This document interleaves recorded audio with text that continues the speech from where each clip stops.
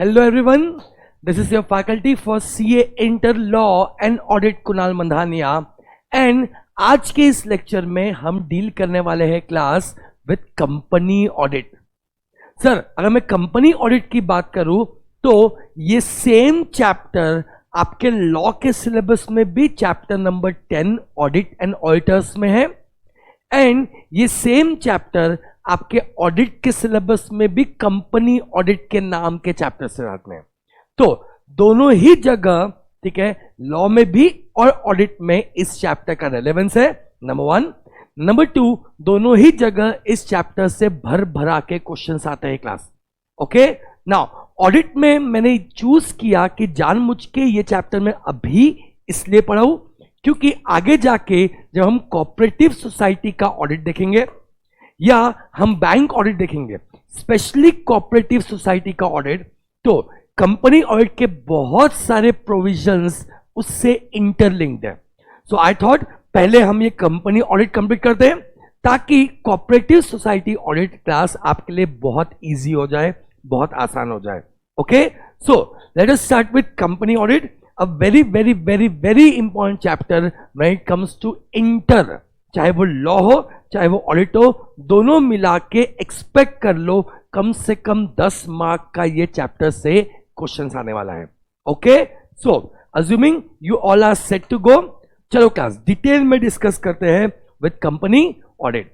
Okay so company audit में हमने chapter का नाम देखा audit and auditors. Now sir what do you mean by company audit? Company audit means statutory audit of the company.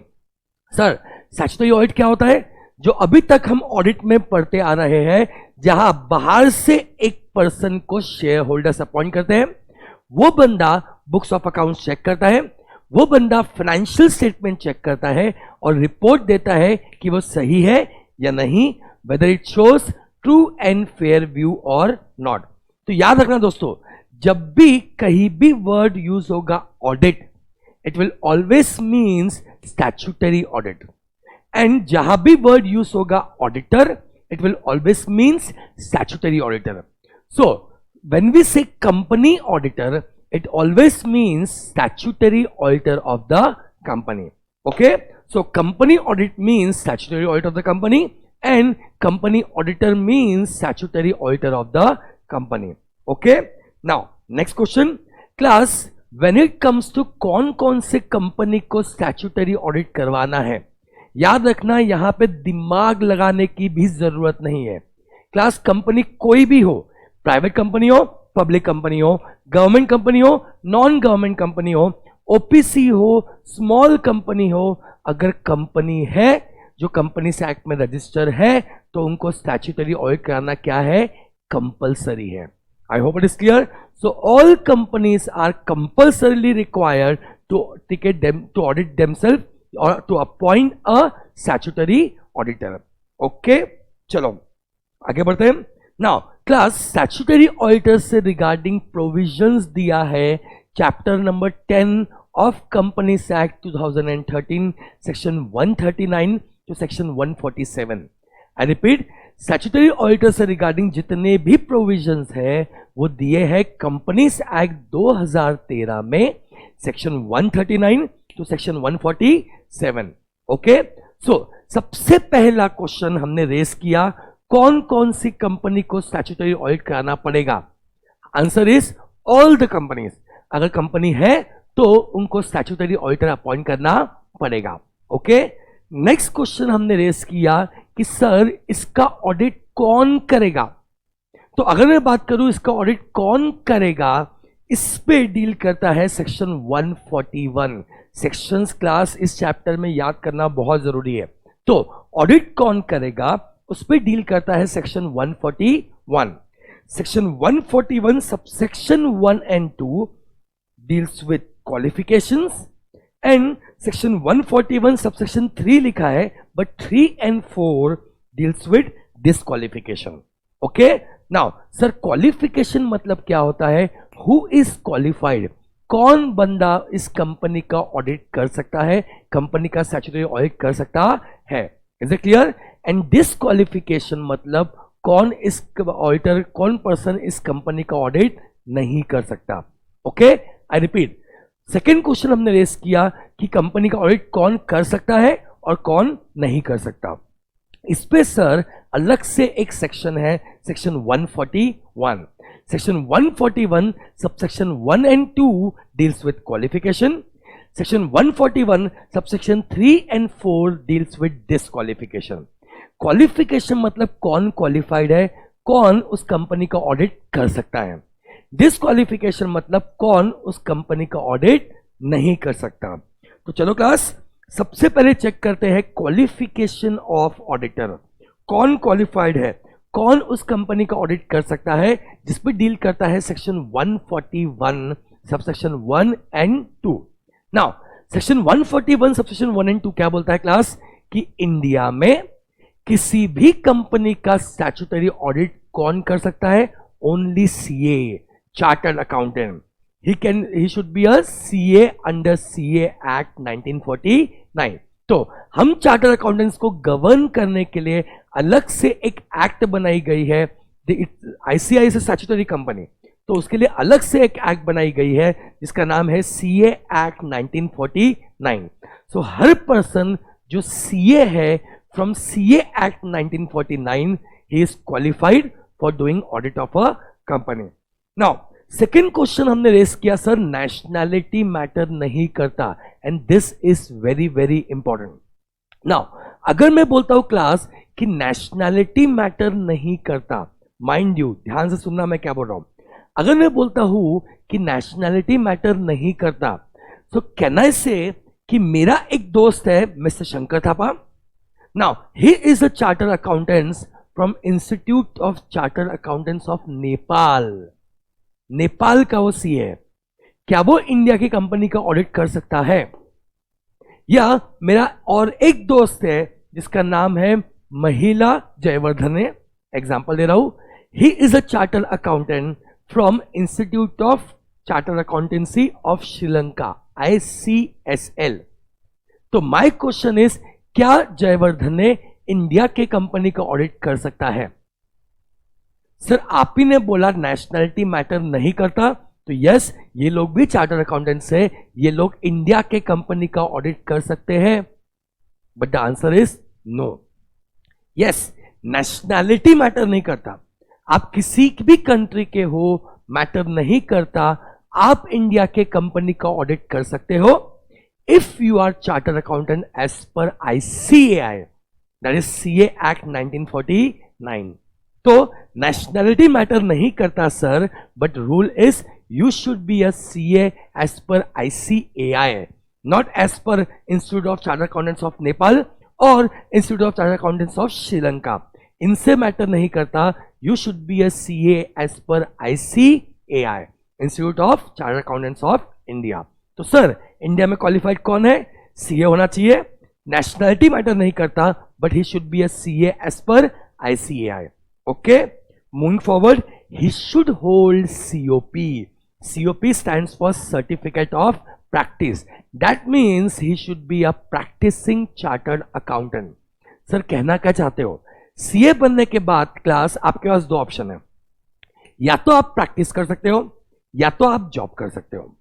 अगर आपको job करना है तो जीवन में कोई दिक्कत नहीं है, बट अगर आपको प्रैक्टिस करना है क्लास तो आपको ICAI को अप्लाई करना पड़ता है एंड आपको COP लेना पड़ता है, which is called as certificate of practice. ICAI को एक नॉमिनल फीस पे करो एंड ICAI आपको इश्यू कर देगा COP, that is certificate of practice. याद रखना दोस्तों, जिस दिन से आपको सर्टिफिकेट ऑफ प्रैक्टिस मिला उस दिन से you will be called as practising chartered accountant. तो सर इंडिया में क्वालिफाइड कौन है? सिर्फ CA होने से काम चलेगा क्या? नहीं, he should be a CA having COP, यानी इंडिया में स्टैट्यूटरी ऑडिट करने के लिए क्वालिफाइड है practising CA, practising chartered accountant. Is it clear? उसकी नेशनलिटी मैटर नहीं करती, but he should be a CA as per ICAI। Now sir जब ये बंदा ऑडिट एक्सेप्ट करेगा तो इसे कोई ना कोई फर्म बनानी पड़ेगी। आई रिपीट, जब ये बंदा ऑडिट एक्सेप्ट करेगा तब इसे कोई ना कोई फर्म बनानी पड़ेगी। सर कितने ऑप्शन है? या तो क्लास ये प्रोप्राइटर फर्म बना सकता है, CA proprietor firm, and companies के ऑडिट एक्सेप्ट कर सकता है, या फिर ये किसी पार्टनरशिप फर्म में बाकी लोगों के साथ ज्वाइन कर सकता है एंड फिर कंपनीज के ऑडिट उठा सकता है, या फिर तीसरा ऑप्शन ये है कि ये एलएलपी भी फॉर्म कर सकता है। Is it clear? एंड उसके थ्रू भी वो कंपनी के ऑडिट उठा सकता है। तो अगर आपको ऑडिट एक्सेप्ट करना है तो आपके पास तीन ऑप्शन है, या तो आप प्रोप्राइटर फर्म बनाओ, या तो आप पार्टनरशिप फर्म बनाओ, या तो आप एलएलपी बनाओ। याद रखना, अगर प्रोप्राइटर फर्म बनाया और ऑडिट एक्सेप्ट कर रहे हो तो लॉ बोलता है कि पर्सन के नाम से ऑडिट मिलेगा, फर्म के नाम से नहीं मिलेगा। आई रिपीट, अगर आप प्रोप्राइटर फर्म बना के ऑडिट एक्सेप्ट कर रहे हो तो पर्सन के नाम से ऑडिट मिलेगा, फर्म के नाम से ऑडिट नहीं मिलेगा। Why?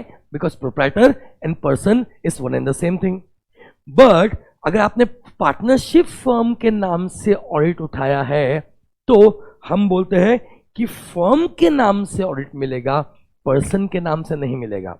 Is it clear? I repeat, अगर प्रोप्राइटर फर्म के थ्रू ऑडिट मंगा रहे हैं तो आपको फर्म के नाम से ऑडिट नहीं मिलता, पर्सन के नाम से ऑडिट मिलता है।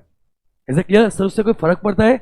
नहीं, इतना फर्क पड़ता है कि ऑडिट रिपोर्ट में आपको ऑन बिहाफ ऑफ फर्म लिखने की जरूरत नहीं है। ओके? नंबर 2, अगर आप पार्टनरशिप फर्म के नाम से ऑडिट उठा रहे हो तो लॉ बोलता है फर्म के नाम पे ऑडिट मिलेगा, पर्सन के नाम पे नहीं मिलेगा। भले ही पर्सन की कैपेसिटी में मिलेगा।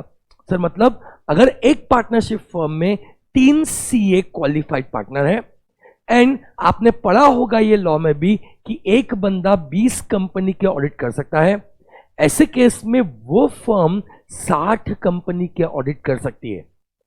तो देखा जाए तो फर्म को कितने ऑडिट मिलेंगे उस पर डिपेंड करता है उसके कितने सीए पार्टनर्स है और उनकी कितनी कैपेसिटी खाली है ऑडिट एक्सेप्ट करने के लिए।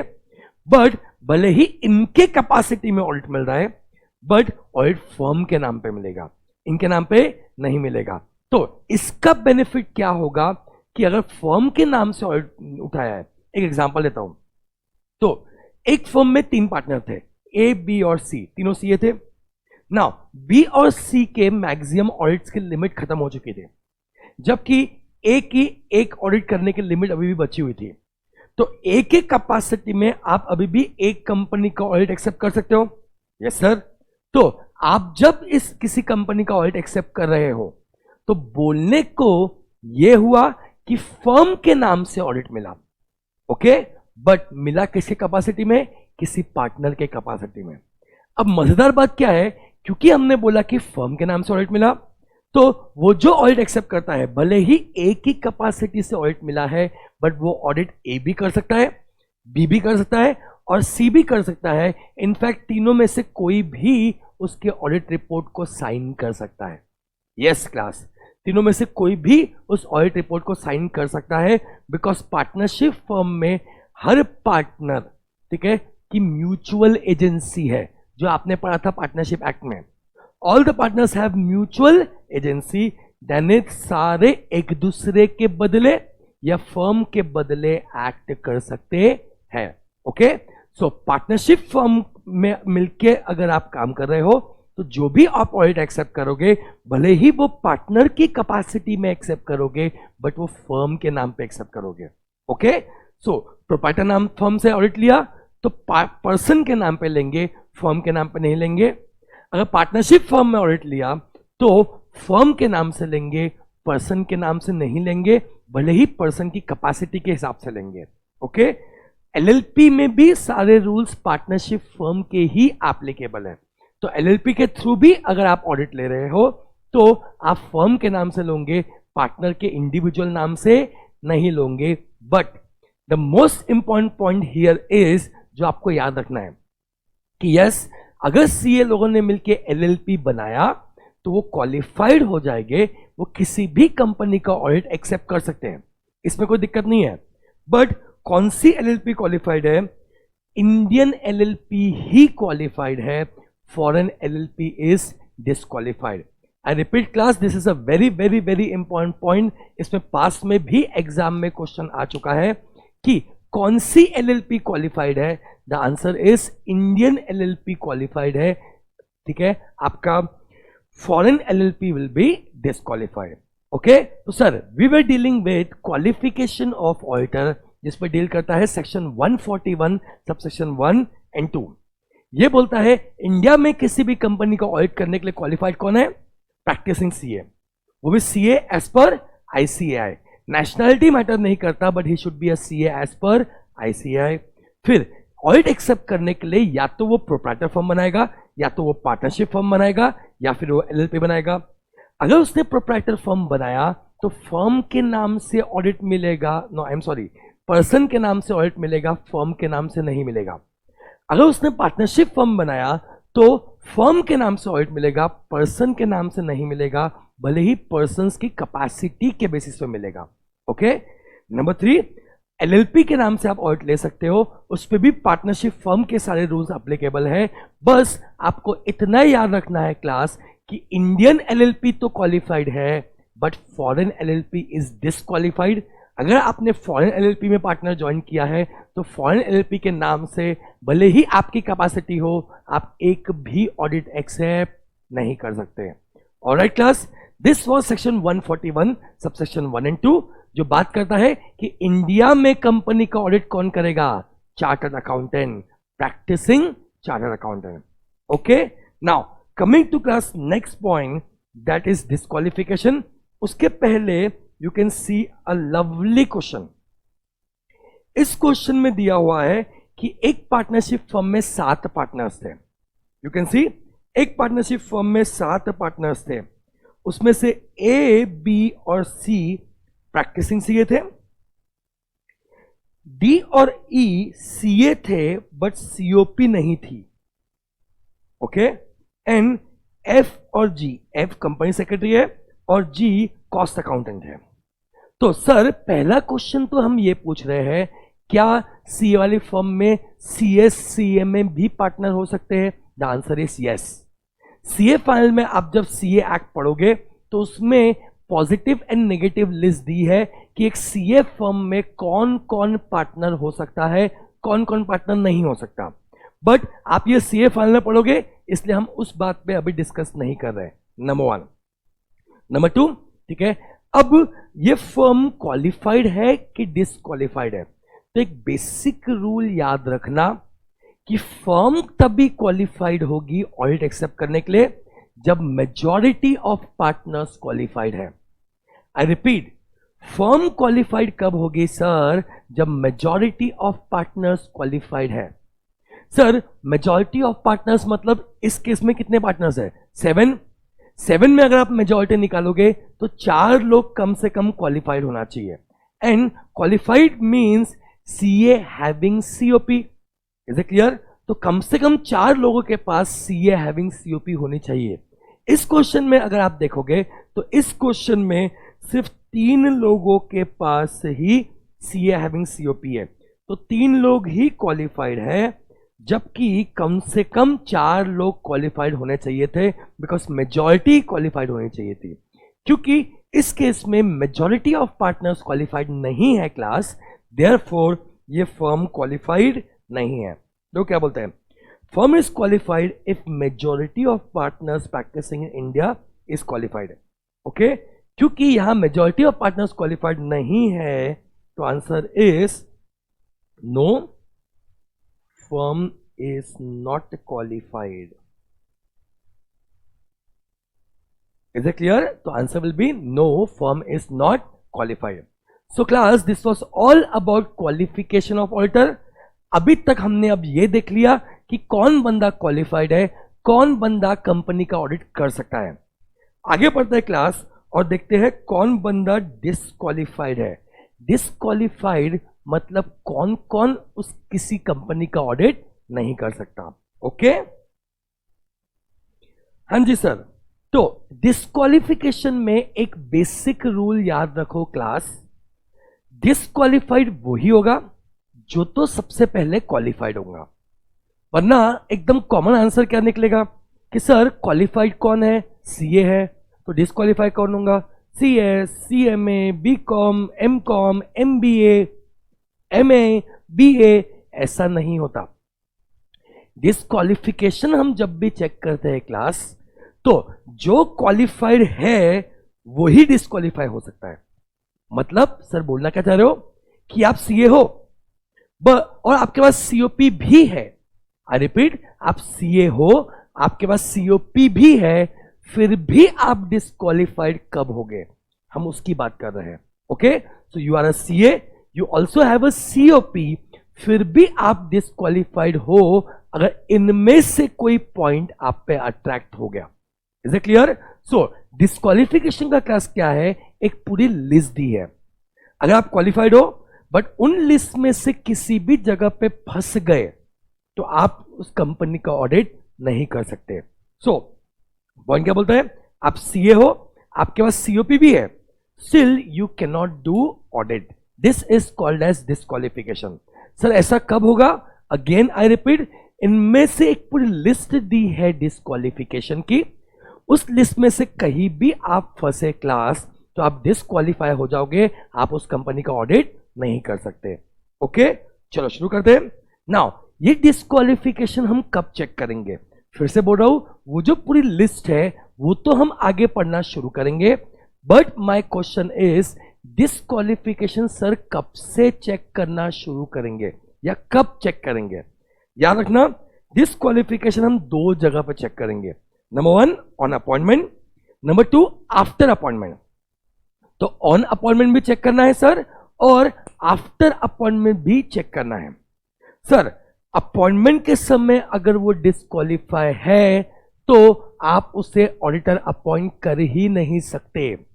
फर्स्ट पॉइंट मैं फिर से रिपीट कर रहा हूं, सबसे पहले आप किसी भी ऑडिटर को अगर अपॉइंट कर रहे हो कंपनी में तो उस समय चेक करेंगे क्या वो डिस्क्वालीफाई है।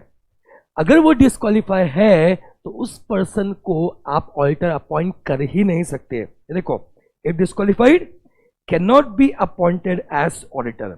Is it clear? ये बोलता है section 141 subsection 3। Okay, now next point है आफ्टर अपॉइंटमेंट। यानी भाई तुम्हारा अपॉइंटमेंट हो गया है तो तुम एकदम रिलैक्स नहीं कर सकते कि अपना तो अपॉइंटमेंट हो गया है, अब तो सीधा ऑडिट रिपोर्ट दे के ही हम दम लेंगे। ऐसे तुम रिलैक्स नहीं हो सकते। क्यों? अपॉइंटमेंट होने के बाद भी while you are auditor of the company, I repeat, appointment होने के बाद भी while you are auditor of the company, इनमें से कोई भी डिस्क्वालिफिकेशन अगर अट्रैक्ट हो गया, आई रिपीट, इनमें से कोई भी डिस्क्वालिफिकेशन अगर अट्रैक्ट हो गया तो हम मान लेंगे उस दिन से आपको अपना ऑफिस वेकेट करना पड़ेगा। Is it clear? मतलब उस दिन से you will discontinue to be auditor of the company. क्या बोलता है देखो, if disqualification attracts comma will leave office of auditor, that is casual vacancy आ जाएगी। एंड ये बात करता है सेक्शन 141 सबसेक्शन 4। वापस से एक लिस्ट दी है क्लास पूरी डिस्क्वालिफिकेशन की। सर ये लिस्ट कहां पे दी हुई है? ये लिस्ट दी हुई है section 141 subsection 3। Okay, now in list में से कोई भी डिस्क्वालिफिकेशन में आप फंसे तो आपको ऑडिटर अपॉइंट ही नहीं कर सकते। ओके, नाउ इसमें दो पॉइंट इंपॉर्टेंट है कि सर ये डिस्क्वालिफिकेशन की लिस्ट हम कब चेक करेंगे? दो ऑप्शन दिया, number 1 on appointment, number 2 after appointment. Number 1 on appointment, अगर अपॉइंट करते समय आप में से कोई भी डिस्क्वालिफिकेशन लिस्ट में आप फंस गए तो आपको ऑडिटर अपॉइंट करेंगे ही नहीं। ओके, नंबर 2, अगर आप अपॉइंट हो गए, उस समय आप डिस्क्वालीफाइड नहीं थे, but while you are continuing your office as a auditor, बीच में कहीं अगर डिस्क्वालिफिकेशन का कोई भी सेक्शन अट्रैक्ट हो गया, that very moment you will leave your office, you will be discontinued to be auditor of the company. That is called as कि यहां पे क्या क्रिएट हो जाएंगे सर? Casual vacancy. ओके, आगे बढ़ू। This is section 141 subsection 4। Okay, so जब भी क्लास में ये सेक्शन पढ़ाता हूं ना, मैं हमेशा बच्चों को एक एग्जाम्पल देता हूं जो मुझे याद आता है कि डिस्क्वालिफिकेशन की बात करें तो आप शादी करने से डिस्क्वालिफाइड कब हो? आई रिपीट, आप शादी करने से डिस्क्वालिफाइड कब हो? एक सेकेंड,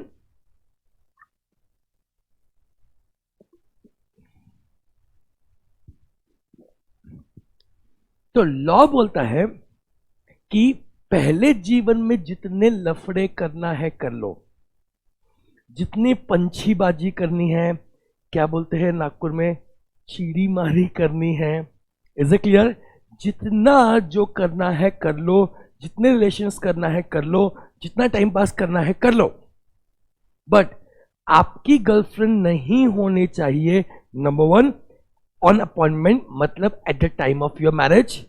अगर शादी करते समय कोई और गर्लफ्रेंड है, इज इट क्लियर, तो आप डिस्क्वालिफाइड हो, आप शादी कर ही नहीं सकते।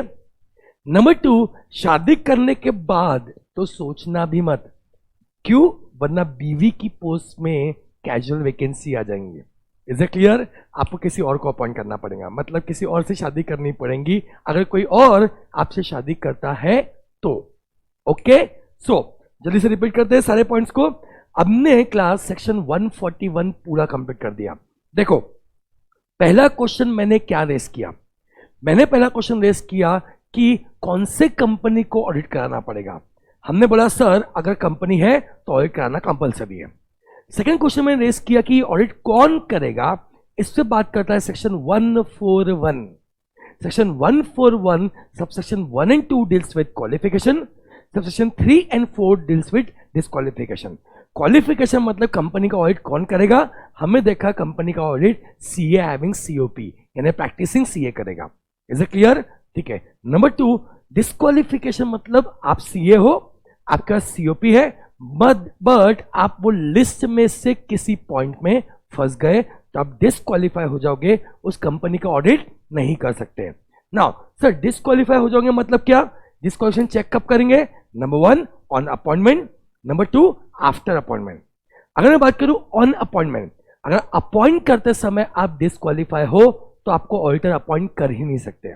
ओके, नंबर 2, अगर अपॉइंट होने के बाद ठीक है आपको डिस्क्वालिफिकेशन अट्रैक्ट हो गया तो उस दिन से आप अपना ऑफिस वेकेट कर दोगे, कैजुअल वैकेंसी आ जाएगी, and this is section 141 subsection 4। Okay, तो ये बेसिक पॉइंट देख लिए। चलो क्लास, वो जो पूरी लिस्ट है डिस्क्वालिफिकेशन की जो 141 सबसेक्शन 3 में दी हुई है, वो लिस्ट को देखना शुरू करते हैं। उस लिस्ट को देखने के लिए और सारे पॉइंट्स को याद करने के लिए we have a shortcut, that is big fibre rope. तो अगर क्वेश्चन पूछता है कि भाई डिस्क्वालिफाइड कौन है, तो डिस्क्वालिफाइड इज बिग फाइबर रोप। बड़े से फाइबर रोप से हम इन लोगों को बांध लेंगे जो क्या है, डिस्क्वालिफाइड है। ओके, सो शुरू करते हैं। इनमें से जो भी स्टूडेंट्स है जिनको कुछ भी लिखना है तो आप वीडियो को पॉज करके लिख सकते हो और आगे बढ़ सकते हो। ओके, सो डिस्क्वालिफिकेशन की सर पूरी लिस्ट देखना शुरू करते हैं। Shortcut is big fibre rope. Okay, चलो क्लास, तो बी से पॉइंट क्या है सर, पहला पॉइंट बी से है body corporate. I repeat, B से क्या है, body corporate. Now what do you mean by body corporate, ये सेम चीज सर हमने लॉ में भी पढ़ी थी। Any artificial person who is a separate legal entity. I repeat, any artificial person who is a separate legal entity and who has perpetual succession is a body corporate. Okay, and best example है body corporate का sir company.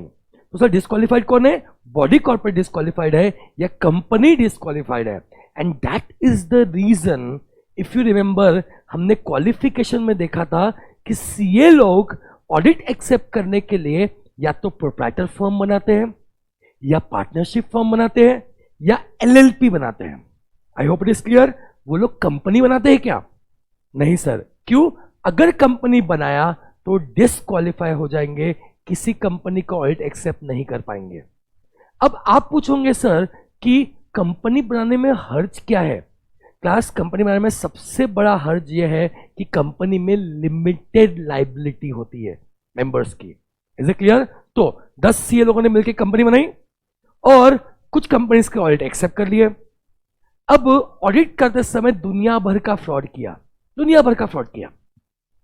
जब बारी आई punishment की तो बोला अरे बाबा हमने थोड़ी ऑडिट किया, कंपनी ने ऑडिट किया। कंपनी से सेपरेट लीगल एंटिटी। देखो क्लास, कंपनी की सेपरेट लीगल एंटिटी के कंसेप्ट को यूज करके ये लोग फाइन्स और पेनाल्टी से बच सकते हैं।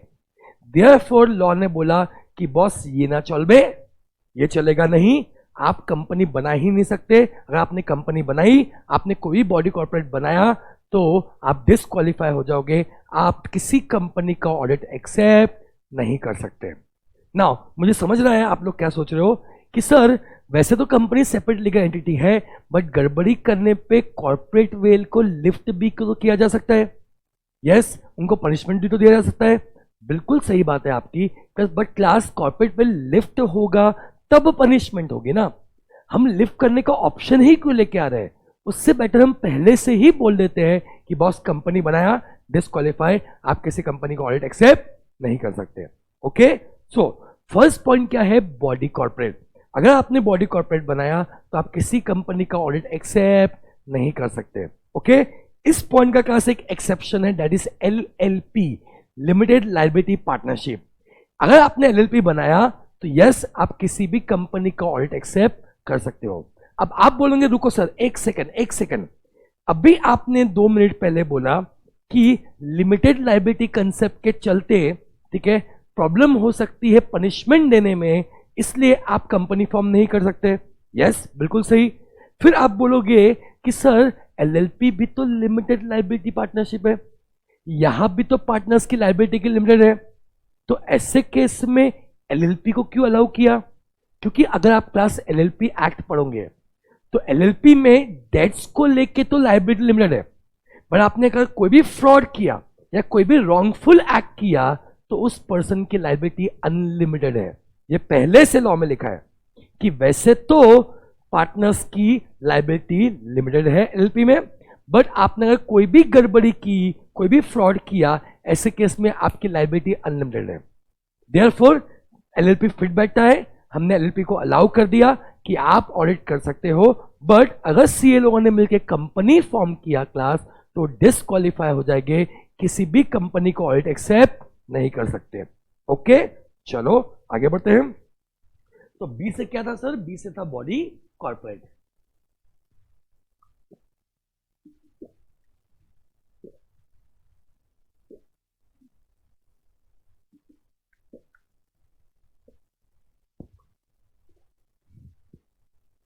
ओके सर, नेक्स्ट पॉइंट क्या है? आई से है indebtedness to the company.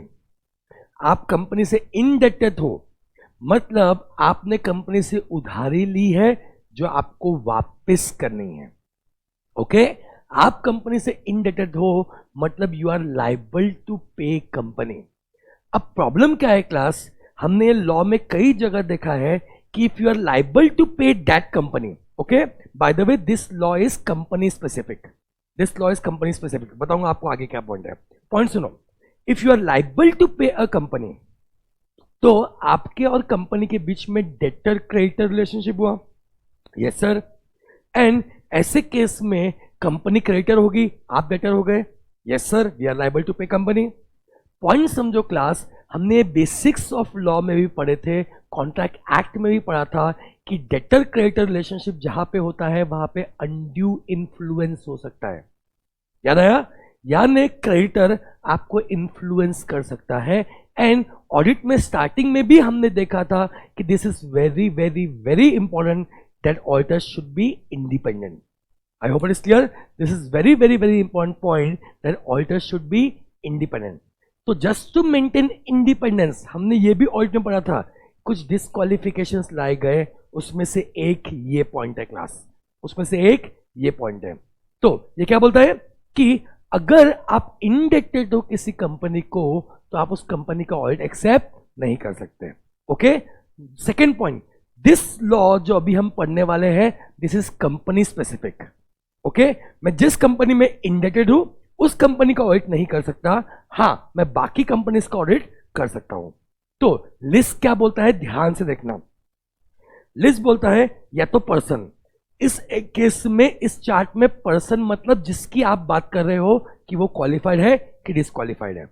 Okay, तो वापस से रिपीट करता हूं, पर्सन जब भी वर्ड किया यानी जिसकी आप बात कर रहे हो, तो या तो पर्सन या उसका पार्टनर सर पार्टनर उसी फर्म में कि कहीं भी? कहीं भी, या तो पर्सन या उसका पार्टनर या उसका कोई भी रिलेटिव, पर्सन या पार्टनर या रिलेटिव, इनमें से कोई भी अगर कंपनी को इंडेटेड है फॉर अमाउंट एक्सीडिंग 5 लाख।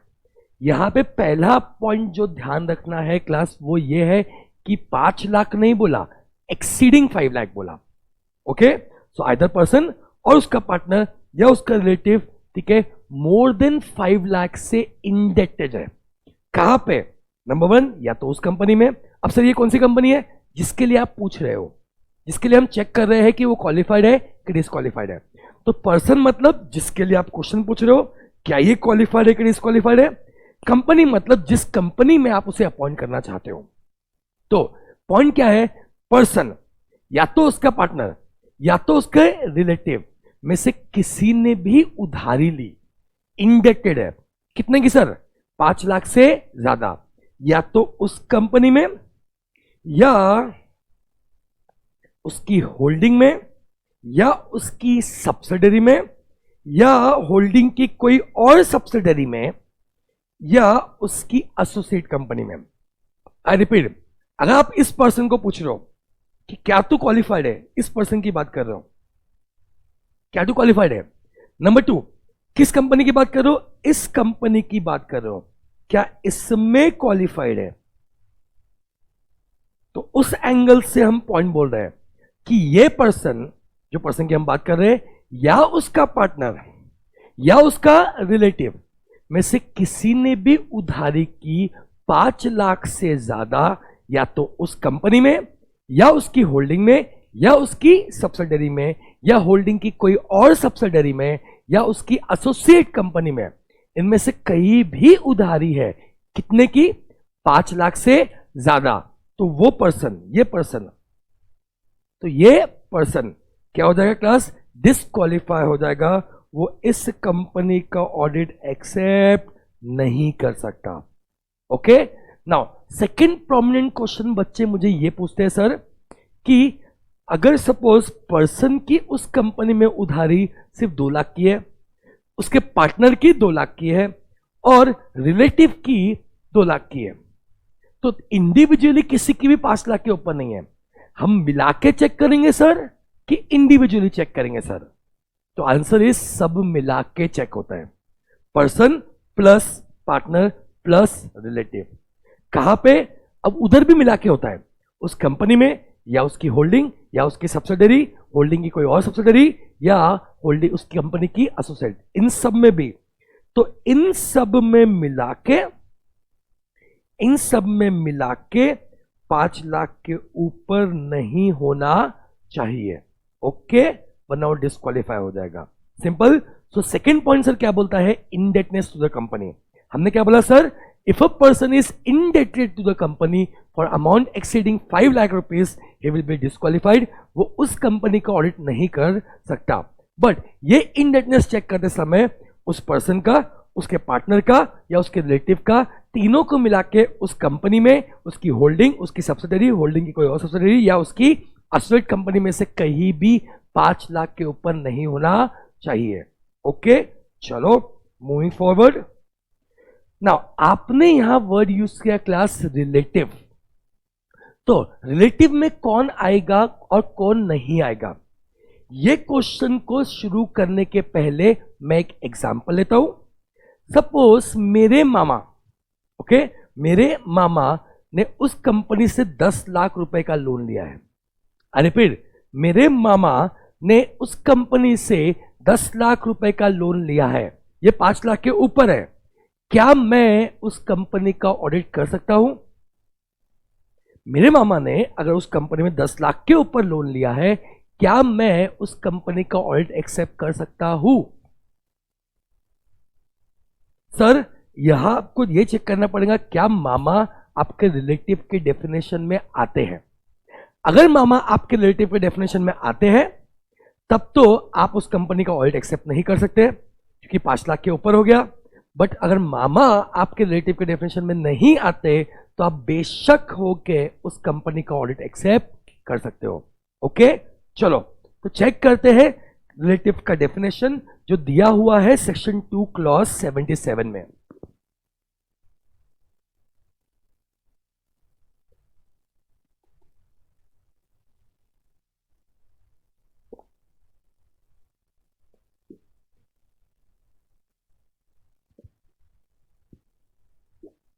अब क्लास सेकेंड इंपॉर्टेंट पॉइंट जो मैं हमेशा बच्चों को बोलता हूं, रिलेटिव का डेफिनेशन याद करना मुश्किल भी नहीं है। क्यों क्लास? बहुत सिंपल है।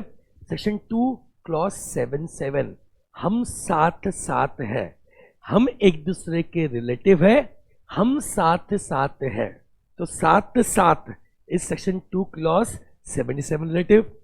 नाउ रिलेटिव में कौन आएगा कौन नहीं आएगा वो भी बहुत सिंपल है। मैंने आप लोग को बताया था कि आपको याद करने के लिए क्या करना है सर, पीटी करना है। ओके तो बहुत सिंपल है। पीटी कैसे करेंगे? Number 1, is it clear? मतलब आपका स्पाउस, ओके स्पाउस साथ वाला। नंबर 2 ऊपर किया आपके father mother, okay. Number 3 side में किया ब्रदर सिस्टर, ओके। वापस से spouse, father mother, brother sister, ठीक है। अब पीटी की म्यूजिक एकदम टिपिकल होती है, अगर आपको याद होगा तो धिक टिक टिक धिक टिक टिक धिक टिक टिक डिश, ऐसे होता है ना, डिश। ये डिश में नीचे 4 लोग आ गए, डिश, ओके 4 लोग। नीचे कौन आ गए 4 लोग? नंबर 1 सन, सन की वाइफ बहू, डॉटर और डॉटर का हस्बैंड। तो डॉटर का हस्बैंड भी आएगा, वो मैरिड है तो यस फिर भी आएगा, ठीक है। तो ये 4 लोग नीचे हो गए। सब लोग मेरे साथ में। Number 1 spouse, number 2 father mother, number 3 brother sister, फिर डिश मतलब सन, सन की वाइफ, डॉटर और डॉटर का हस्बैंड। ये सब आते हैं मेरे रिलेटिव की डेफिनेशन में। तो अगर मैं पर्सन के एंगल से बात करूं तो उसके रिलेटिव के डेफिनेशन में कौन कौन आएगा? Number 1 father mother, number 3 sister. Sister का हस्बैंड आएगा क्या? Answer is no. क्यों? मैंने ऐसे किया, मैंने ऐसे नहीं किया। I hope it is clear. तो आपका जिज्जा आपके रिलेटिव की डेफिनेशन में नहीं आता। ओके नेक्स्ट पॉइंट, ब्रदर तो आता है, भाई भाई भाई भाई, बट आपकी भाभी आपके रिलेटिव की डेफिनेशन में नहीं आती एज पर कंपनीज एक्ट। तो मैं देख रहा हूं ये लॉ देख के कई लोगों को बहुत खुशी हो गई कि भाभी रिलेटिव की डेफिनेशन में नहीं आती। ओके नेक्स्ट, सन आएगा। सन की मॉडर्न वाइफ, सन की मॉडर्न वाइफ, ठीक है, भी आती है, और डॉटर भी आता है, और डॉटर का हस्बैंड भी आता है। ओके इतने लोग मेरे रिलेटिव डेफिनेशन में आते हैं। नाउ क्वेश्चन नंबर 1, सर क्या मेरे दादा मेरे रिलेटिव डेफिनेशन में आते हैं? चेक कर लो, नो। अभी हमारे क्वेश्चन में मामा देख लो, नो, ठीक है। अच्छा बाय द वे मैं भूल गया, बहुत इंपॉर्टेंट पॉइंट भूल गया, गाली पड़ेगी घर जाके। ओके वाइफ भी आती है। नेक्स्ट पॉइंट, सर मेरे सास ससुर आते हैं क्या? नहीं, जिस पर्सन के एंगल से बात कर रहे हैं उसके फादर मदर आते हैं, उसके स्पाउस के फादर मदर नहीं आते। I hope you are getting me, ठीक है। तो this is the definition of relative under section 2 clause 77। Sir कितने पॉइंट हो गए? 2 पॉइंट हो गए। बी से क्या था? Body corporate except LLP. I से indebtedness to the company for amount exceeding 5 lakhs, okay. But वहां रूल क्या था? पर्सन, पार्टनर या रिलेटिव तीनों मिला के उस कंपनी, उसकी होल्डिंग, उसकी सब्सिडरी, होल्डिंग की कोई और सब्सिडरी या उसकी एसोसिएट कंपनी में से किसी में भी इंडेटनेस नहीं होनी चाहिए। सर कितने की? 5 लाख से ज्यादा की। ओके चलो एक क्वेश्चन दिया हुआ है कि बताओ वो डिस्क्वालीफाई होगा या नहीं होगा। देखो परचेस ऑफ रुपीस, एक काम करो इसको करो 6 lakh from G limited and paid through credit card. Okay तो परचेस किया सर जी लिमिटेड से, ठीक है, कितने का? 6 लाख का, और उसको पे किससे किया? क्रेडिट कार्ड से किया। तो बताओ कि डिस्क्वालीफाई होगा या नहीं होगा। आंसर सुनना क्लास। आपने जी लिमिटेड से परचेस किया 6 लाख का, आपने क्रेडिट कार्ड स्वाइप किया। एक बात समझ लो क्लास, इससे आप जी लिमिटेड में डिस्क्वालीफाइड नहीं होते। क्यों? आपने उनको तो पेमेंट कर दिया। आप डिस्क्वालीफाई कहां पे होंगे? बैंक में होंगे, क्योंकि आपकी उधारी किस पे चढ़ी? बैंक पे चढ़ी। जब मैं क्रेडिट कार्ड स्वाइप करता हूं तो जहां मैंने पेमेंट किया उस पे मेरी कोई उधारी नहीं है, उसको तो पेमेंट रिसीव हो गया बैंक से, मेरी उधारी उस बैंक पर आ जाएगी। तो क्या मैं जी लिमिटेड का ऑडिट कर सकता हूं? The answer is yes. और क्वेश्चन क्या पूछता है? Whether disqualified. No, I am not disqualified. ठीक है, मैं जी लिमिटेड का ऑडिट कर सकता हूं, not disqualified for G limited. Reason क्या लिखूंगे सर? रीजन इज, ठीक है, पेड मनी टू देम। उनको तो पैसा मिल गया है, पेड मनी टू देम। ये जो इनडेटनेस है वो तो बैंक में आई है क्योंकि मैंने क्रेडिट कार्ड यूज किया है। ओके, चलो आगे बढ़ते हैं। तो आपने 5 लाख के ऊपर इंडेटनेस हुई और आपको क्रेडिट पीरियड दिया गया 6 महीने का। Is it clear? 5 लाख के ऊपर आपकी उधारी थी और आपको क्रेडिट पीरियड दिया गया 6 महीने का, और ये 6 महीने का पीरियड कंप्लीट नहीं हुआ ऑन डेट ऑफ अपॉइंटमेंट। तो कई बच्चे यहां पे ये गलती करते हैं कि वो बच्चे बोलते हैं क्योंकि क्रेडिट पीरियड ही खत्म नहीं हुआ तो he is not liable to pay, अभी तक ड्यू नहीं हुआ पैसा, और क्योंकि पैसा ड्यू नहीं हुआ ऐसे केस में उस पर्सन को, ठीक है, आप अपॉइंट कर सकते हो। The answer is no. यहां पे क्लास वर्ड यूज किया है इंडेटनेस, यहां ओवर ड्यू वर्ड यूज नहीं किया गया। अगर मैं कहीं से उधारी ले रहा हूं तो उधारी मेरी पहले दिन से ही शुरू हो जाएगी, भले ही पे करने की तारीख ड्यू डेट पे आएगी। तो यहां क्या मैटर करता है क्लास? यहां मैटर करता है कि ये उधारी अक्रू कब हो रही है, ना कि उधारी ड्यू कब हो रही है। ओके, एंड क्योंकि मैंने लोन लिया हुआ है या अमाउंट लिया है 5 लाख के ऊपर, इट डजंट मैटर कि क्रेडिट पीरियड कितने का है। अगर मैंने उधारी ली है 5 लाख के ऊपर, ठीक है, तो मैं डिस्क्वालीफाई हो जाऊंगा, अपॉइंटमेंट के समय में अपॉइंट हो ही नहीं सकता। तो whether disqualified? The answer is yes. Reason, accrual basis देखते हैं हम, नॉट ड्यू बेसिस। हम यहां पे सर अक्रू बेसिस देखते हैं, हम यहां पे ड्यू बेसिस नहीं देखते। देयरफॉर अक्रू तो हो चुका है, देयरफॉर वो डिस्क्वालीफाइड है। Okay, next point. Loan of ₹10 lakh, उसने 10 लाख का लोन लिया था उस कंपनी से, but paid 5 days before AGM. Is it clear? Paid 5 days, audit हटा दो, paid 5 days before AGM. AGM से 5 दिन पहले पे कर दिया। बताओ क्लास, डिस्क्वालीफाई है कि नहीं है? सोचो सोचो, डिस्क्वालीफाई है कि नहीं है?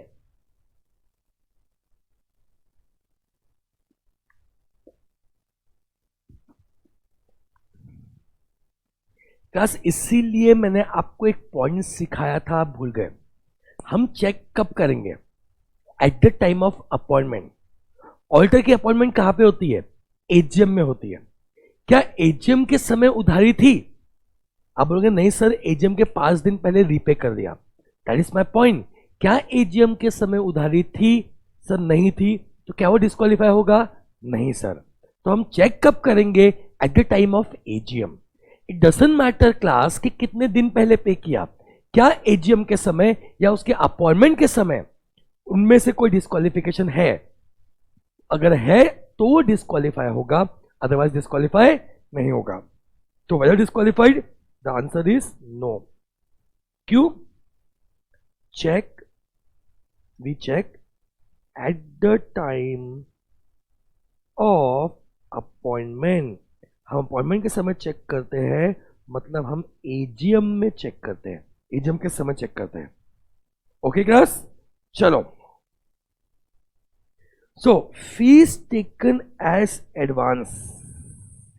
ओके, टोटल फीस थी पॉइंट नंबर 4 में 10 लाख रुपए। 30% काम वो कंप्लीट कर चुका है और अभी तक उस कंपनी से 9 लाख रुपए ले चुका है। तो इस केस में डिस्क्वालिफिकेशन हम कैजुअल वैकेंसी के एंगल से देख रहे हैं। आई रिपीट, मैं उस कंपनी में ऑडिटर था, मेरी टोटल फीस थी 10 लाख रुपए पूरा काम कंप्लीट करने में। ओके, उसमें से मैं अभी तक 30% काम कर चुका हूं। कितना? 30%, और कंपनी से 9 लाख रुपए उठा चुका हूं।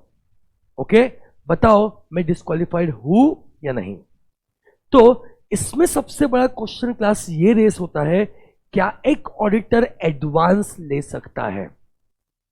क्या एडवांस को हम इंडेटनेस मानेंगे या नहीं मानेंगे? सो आंसर इज, लॉ बोलता है कि he can take advance on progressive basis.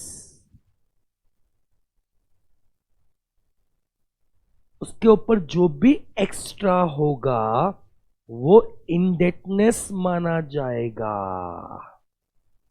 तो यस, आप प्रोग्रेसिव बेसिस पे एडवांस ले सकते हैं, बट उससे जितना भी एक्स्ट्रा रहेगा उसे हम इंडेटनेस मानेंगे।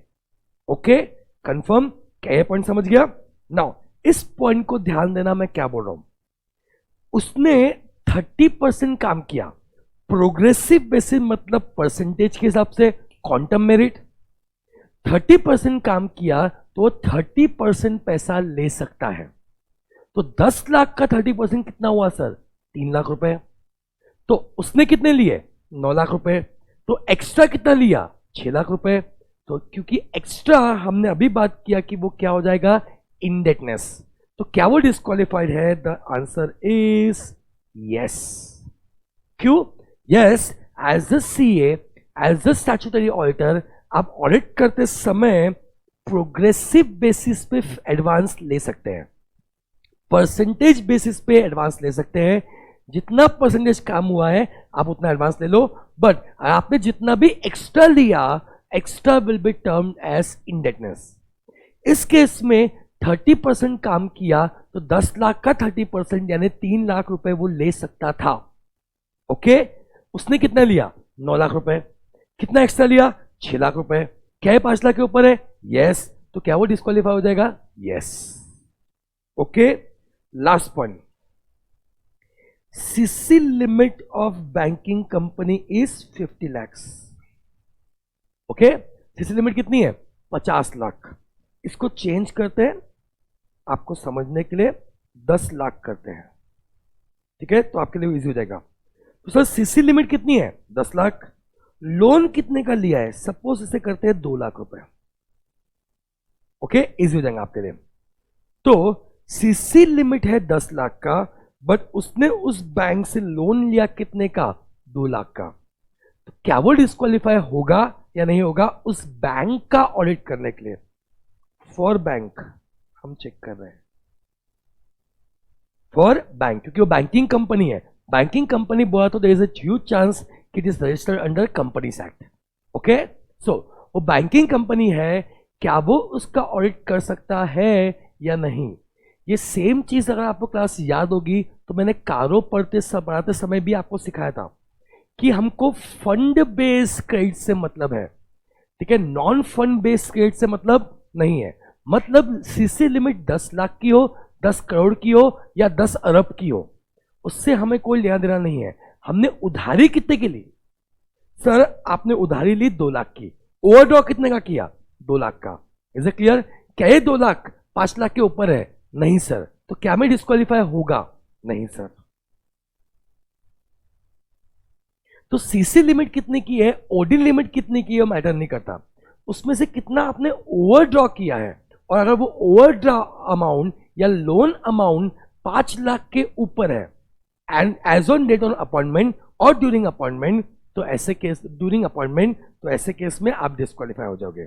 यहां आप डिस्क्वालीफाई नहीं होगे बिकॉज हम फंड बेस्ड क्रेडिट चेक करते हैं। मतलब कितना लोन लिया है या कितना ओवरड्राफ्ट लिया है हम वो चेक करते हैं, ठीक है। सैंक्शन लिमिट कितनी है हम वो चेक नहीं करते। ओके क्लास, तो ये फुल फ्लेज क्वेश्चन था आपका इनडेटनेस पे। ओके चलो आगे बढ़ते हैं। ओके सर, तो बिग फाइबर रोप में अपना बी हो गया, आई हो गया। Coming to next point that is G, जिसे है गारंटी। तो भले ही मैंने उस कंपनी से लोन नहीं लिया है, मुझ पे कोई उधारी नहीं है, बट अगर मैंने किसी और की उधारी के लिए गारंटी दिया है, उस कंपनी को किसी और की उधारी के लिए गारंटी दिया है कि तुम उसे लोन दे दो, मैं उसकी लोन की गारंटी देता हूं, फिर भी कहीं ना कहीं जाके कंटिंजेंट लायबिलिटी मुझ पे आ सकती है। तो यहां पे भी लॉ बोलता है कि अनड्यू इन्फ्लुएंस क्रिएट हो सकता है, therefore this person is disqualified, वो उस कंपनी का ऑडिट नहीं कर सकता।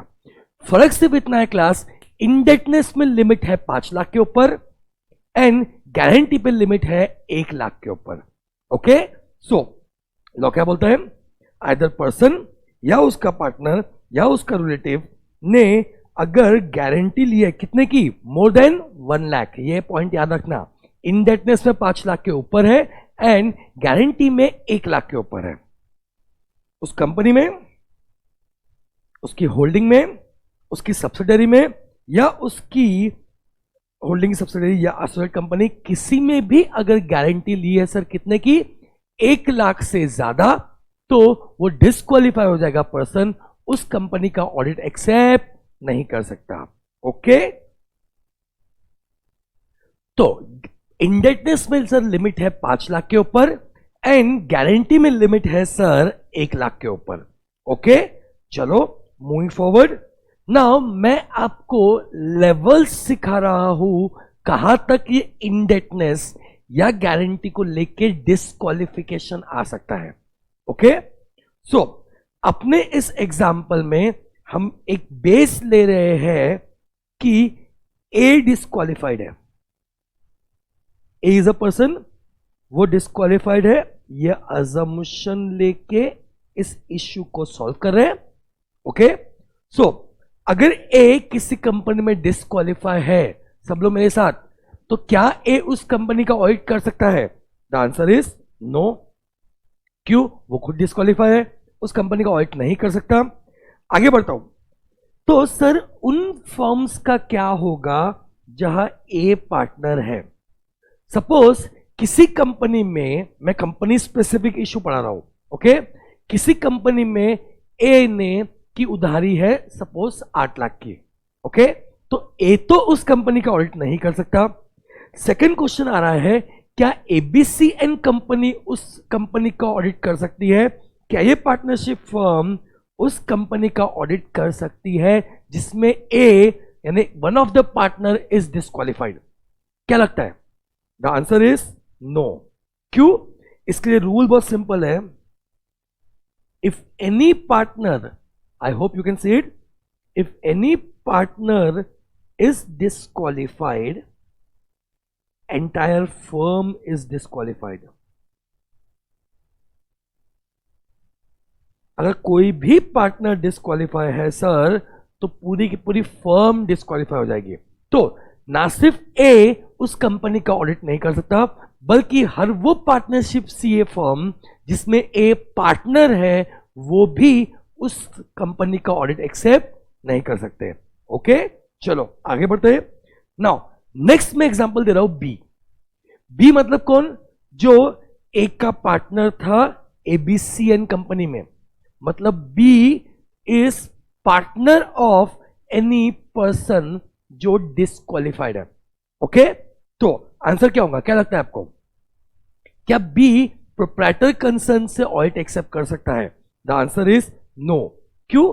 अगर आपने इंडेटनेस और गारंटी का रूल देखा था, तो उसमें हमने क्या देखा था सर? आइदर पर्सन या उसका पार्टनर। तो अगर ए डिस्क्वालिफाइड है तो उसका पार्टनर अब देखो बी के एंगल से बात करें तो बी पर्सन बन जाएगा। अब बी का पार्टनर कौन है? ए डिस्क्वालीफाई है तो बी भी क्या हो जाएगा? डिस्क्वालीफाई हो जाएगा। क्यों? Because B is partner of A, इसलिए वो भी डिस्क्वालीफाई हो जाएगा। ओके, आगे बढ़ू तो वापस से मैं रिपीट करता हूं, अगर कोई बंदा ठीक है डिस्क्वालीफाइड है तो वो तो ऑडिट एक्सेप्ट नहीं कर सकता, बट वो फर्म, वो सारी फर्म जिसमें वो पार्टनर्स है वो भी ऑडिट एक्सेप्ट नहीं कर सकते। आगे बढ़ू नाउ, उन फर्म्स में उसके जो जो पार्टनर्स है वो भी इंडिविजुअल लेवल पे ऑडिट एक्सेप्ट नहीं कर सकते। ओके, तो इसी एग्जांपल को कंटिन्यू करूं तो क्या बीपीक्यूएन कंपनी जिसमें बी जो ए का पार्टनर था एबीसीएन कंपनी में, क्या बीपीक्यूएन कंपनी ऑडिट एक्सेप्ट कर सकती है? The answer is no. क्यों? अब भी मैंने बात की, if a person is disqualified, ठीक है, एंटायर फर्म इज डिस्क्वालिफाइड। इस एग्जाम्पल में number 1, number 2, number 3, third example में हमने देखा कि बी डिस्क्वालिफाइड है। मैंने क्या बोला? If a partner is disqualified entire firm will be disqualified. तो बीपीक्यू क्या है? वो फर्म है जिसमें बी डिस्क्वालिफाइड है, तो वो भी ऑडिट एक्सेप्ट नहीं कर सकते। क्यों? If any partner is disqualified entire firm will be disqualified. Same. मजेदार बात क्या है क्लास कि व्हाट अबाउट पी? नाउ अगर देखा है तो पी ए का पार्टनर नहीं है, पी तो बी का पार्टनर है। Is it clear? तो आप बोलो कि क्या वो ऑडिट कर सकता है या नहीं? द आंसर इज यस, वो इंडिविजुअल लेवल पे ऑडिट कर सकता है। क्यों? सी रूल क्या है? If a partner is disqualified, firm is disqualified. But क्या फर्म के इंडिविजुअल पार्टनर्स खुद के लेवल पे कर सकते हैं? पी का डायरेक्टली ए से कोई रिलेशनशिप नहीं है। Is it clear? पी का बी का से रिलेशनशिप है, जिसका ए से रिलेशनशिप है, तो बी डिस्क्वालीफाई हो गया। बट ये सेकंड लेयर तक बात कभी आती नहीं है। तो यस, पी ऑडिट कर सकता है, कोई प्रॉब्लम नहीं है। इनफैक्ट अगर पी किसी और फर्म में पार्टनर है तो पार्टनरशिप फर्म भी एक्सेप्ट कर सकती है। तो यू कैन सी इस पूरे एग्जाम्पल के थ्रू कि किस लेयर तक डिस्क्वालिफिकेशन आता है। ओके, सो आंसर इज, ठीक है, जो बंदा डिस्क्वालिफाइड है उसकी फर्म भी नहीं कर सकती, और उस फर्म के बाकी पार्टनर्स भी नहीं कर सकते, और उनकी फर्म भी नहीं कर सकते। बट इसके पार्टनर्स के जो बाकी पार्टनर्स हैं वो इंडिविजुअल लेवल पे ऑडिट एक्सेप्ट कर सकते हैं। ओके, एंड उनकी कोई और फर्म है तो वो भी ऑडिट एक्सेप्ट कर सकते हैं। मतलब 2 लेयर तक डिस्क्वालिफिकेशन रहेगा, उसके आगे डिस्क्वालिफिकेशन नहीं रहेगा। ओके, चलो आगे बढ़ते हैं। तो हमारा सर बिग कंप्लीट हो गया। नेक्स्ट पॉइंट अगर मैं बात करूं तो एफ आ जाएगा। एफ से है फुल टाइम एम्प्लॉयमेंट। तो सबसे पहले तो मेरी बात समझो, अगर आप सीए है, आपके पास सीओपी है, आप किसी कंपनी में कहीं भी फुल टाइम एम्प्लॉयमेंट में है, पहली बात तो ये आईसीआई आपको अलाउ ही नहीं करता। क्यों? वो आपसे सीओपी सीज कर लेगा। तुम प्रैक्टिस कैसे कर रहे हो? तुम तो कहीं पे फुल टाइम एम्प्लॉयमेंट में हो। तो यस, जो प्रैक्टिसिंग सीए है वो कहीं भी पार्ट टाइम एम्प्लॉयमेंट में हो सकता है, बट वो फुल टाइम एम्प्लॉयमेंट में नहीं हो सकता। पहला पॉइंट समझ लो। ओके, सो पॉइंट क्या बोलता है, आराम से रखना। वैसे तो किसी भी कंपनी के आप ऑफिसर या एम्प्लॉय हो, जो हम आगे पढ़ने वाले हैं, तो आप उस कंपनी का ऑडिट नहीं कर सकते। आई रिपीट, आप जिस भी कंपनी के ऑफिसर या एम्प्लॉय हो, आप उस कंपनी का ऑडिट नहीं कर सकते। क्यों? मास्टर सर्वेंट रिलेशनशिप आता है, ये मैं आपको सिखाऊंगा आगे। बट फुल टाइम एम्प्लॉयमेंट में हम एक स्टेप और आगे गए। हमने बोला कि हम जिस कंपनी में फुल टाइम एम्प्लॉय है उसका तो हम ऑडिट कर नहीं सकते, बट हम किसी भी और कंपनी का ऑडिट नहीं कर सकते। आई रिपीट, जहां हम फुल टाइम एम्प्लॉय है उसका तो हम ऑडिट कर ही नहीं सकते, बट किसी भी और कंपनी का, आई रिपीट, किसी भी और कंपनी का मैं ऑडिट एक्सेप्ट नहीं कर सकता। ओके, सो अगर मैं पार्ट टाइम एम्प्लॉय हूं तो जिस कंपनी में हूं उसका ऑडिट एक्सेप्ट नहीं कर सकता, बाकी कंपनी का ऑडिट एक्सेप्ट कर सकता हूं। बट अगर मैं किसी कंपनी में फुल टाइम एम्प्लॉय हूं तो उसका छोड़ो, मैं किसी भी और कंपनी का ऑडिट एक्सेप्ट नहीं कर सकता। यह आ गया पहला डिस्क्वालिफिकेशन। दूसरा ये बोलता है कि सपोज एक फर्म में 3 पार्टनर्स थे, एक्स वाई जेड। तो एक्स वाई जेड के इंडिविजुअल कैपेसिटी में अगर एक भी ऑडिट नहीं है, क्लास सोच के आंसर देना, तो वो फर्म इनके कैपेसिटी में कितने ऑडिट ले सकती है? बोलो सर। एक सीए का 20 ऑडिट, 3 सीए एक्स वाई और जेड तीनों मिला के हो गए 60, तो वो पार्टनरशिप फर्म 60 ऑडिट ले सकती है। परफेक्ट। बट अगर उन तीनों में से एक्स, जो एक्स की हम बात कर रहे हैं, वो एक्स किसी कंपनी में फुल टाइम एम्प्लॉय है, तो अभी हमने क्या बात बोली थी कि फुल टाइम एम्प्लॉय है तो आप किसी भी कंपनी का ऑडिट नहीं ले सकते। तो ऐसे केस में जिस पार्टनरशिप फर्म में एक्स है, एक्स के कैपेसिटी में उस फर्म को एक भी ऑडिट नहीं मिलेंगे। So I repeat, X Y Z तीनों सीए है एक पार्टनरशिप फर्म में, नॉर्मली तो वो 60 ऑडिट ले सकते हैं, बट अगर एक्स कहीं पे भी फुल टाइम एम्प्लॉयमेंट में है तो उसका एक भी ऑडिट फर्म को नहीं मिलेगा। तो एक्स वाई जेड वाली इस फर्म में कितने ऑडिट एक्सेप्ट कर सकते हैं? 40। ओके, तो 2 बातें आपको ध्यान रखनी है यहां पे। नंबर 1, अगर कोई बंदा कहीं पे फुल टाइम एम्प्लॉय है तो उसका छोड़ो, वो किसी भी कंपनी का ऑडिट एक्सेप्ट नहीं कर सकता। दूसरा, जिस फर्म में वो पार्टनर है, वो फर्म को इसके कैपेसिटी के एक भी ऑडिट नहीं मिलेंगे। Okay, this is full time employment. तो बिग कंप्लीट हो गया सर, फाइबर में एफ कंप्लीट हो गया। Next point is I, interest in securities. Interest मतलब you hold security in the company. Interest मतलब you hold security in a company. Sir security मतलब क्या होता है? Shares, debentures, bonds. सिक्योरिटी मतलब क्या होता है? Shares, debenture, bonds. एक सेकंड, अगर आप उस कंपनी के शेयर होल्डर हो, ओ भाई साहब, ठीक है, आपको ऑडिट करने कैसे देंगे? आप तो अपने लिए लड़ोगे, अपने इंटरेस्ट के लड़ोगे, कंपनी के हिसाब से अनबायस मैनर में थोड़ी रिपोर्ट करोगे। Is it clear? ठीक है, सेम गोस विथ, ठीक है, आप कंपनी के डिबेंचर होल्डर हो तो कहीं ना कहीं आप कंपनी के क्रेडिटर हो, तो आप अपना पैसा निकालने पर ज्यादा फोकस करोगे, ना कि ऑडिट करने पर। इस बात को मद्देनजर रखते हुए, ठीक है, यह लॉ बनाया कि कंपनी का कोई भी सिक्योरिटी होल्डर है वो उस कंपनी का ऑडिट एक्सेप्ट नहीं कर सकता। तो अगर मैं सीए हूं, प्रैक्टिसिंग सीए हूं, जिन जिन कंपनी से मैंने इन्वेस्टमेंट करके रखा है, या तो उनके शेयर्स में, या उनके डिबेंचर्स में, या उनके बॉन्ड्स में, मैं उन कंपनी का ऑडिट नहीं कर सकता। ओके, आगे बताऊं। सो रूल क्या है? पर्सन या पार्टनर या उसका रिलेटिव, अगर तीनों में से किसी ने भी होल्ड किया, कितने का? ये देखो, पर्सन और पार्टनर के लिए एनी अमाउंट का रूल है। क्लास प्लीज फोकस करना इधर पे। पर्सन या पार्टनर के लिए एनी अमाउंट का रूल है, जबकि रिलेटिव के लिए मोर देन 1 लाख का रूल है। और वो लाजमी पॉइंट है। क्यों? अरे भाई मेरे इतने रिलेटिव है, spouse, father mother, brother sister, son की वाइफ, डॉटर का हस्बैंड। अरे भाई किस किस पे चेक रखूंगा मैं कि किसने उस कंपनी में कोई सिक्योरिटी होल्ड किया है एज ए इन्वेस्टमेंट? लॉजिकल सा पॉइंट है।